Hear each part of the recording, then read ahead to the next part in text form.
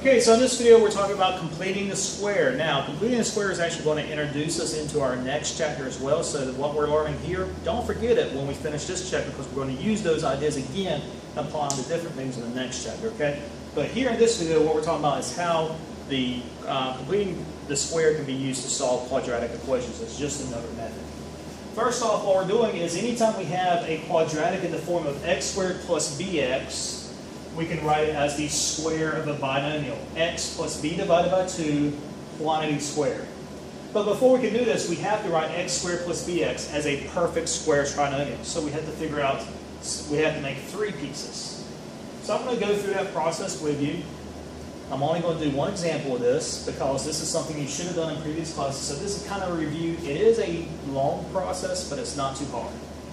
First off, you need to understand what's being asked. Find the value of c that makes a perfect square trinomial. Remember right here in the description, we have to first make a perfect square trinomial. So we've got to find that third piece, and I call it c.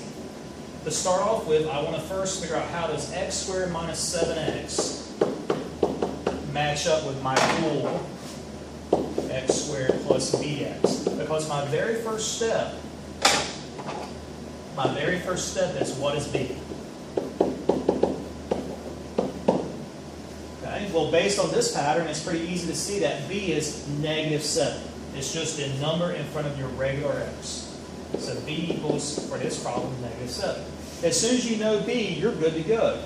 So because the next step is just say, all right, b divided by 2. Well, b divided by 2, that means for this problem, negative 7 divided by 2. Do not turn this into a decimal.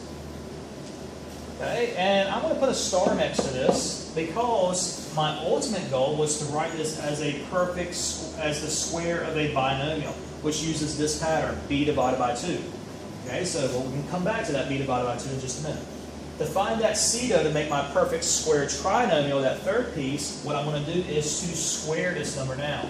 So step 3, we're going to take b divided by 2 and square it. So for this problem, it's negative 7 divided by 2 squared.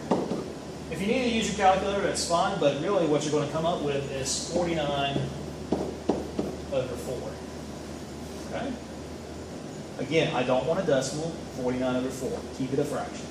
So that means this step 3, this is our c that makes a perfect square trinomial. So if I go back to the beginning, to make a perfect square trinomial, we're just going to add that 49 over 4.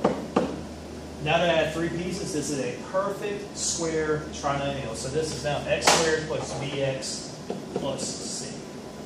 As soon as we have that, x squared plus bx plus c, we can rewrite it as the square of a binomial using this pattern, x plus b divided by 2 squared.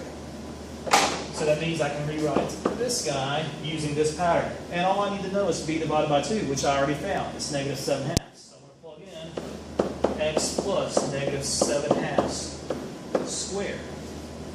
Well, I want to clean this up. Positive and negatives are negative.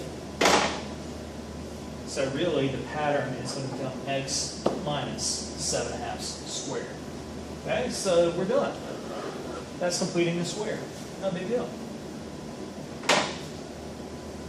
And that's it for this video.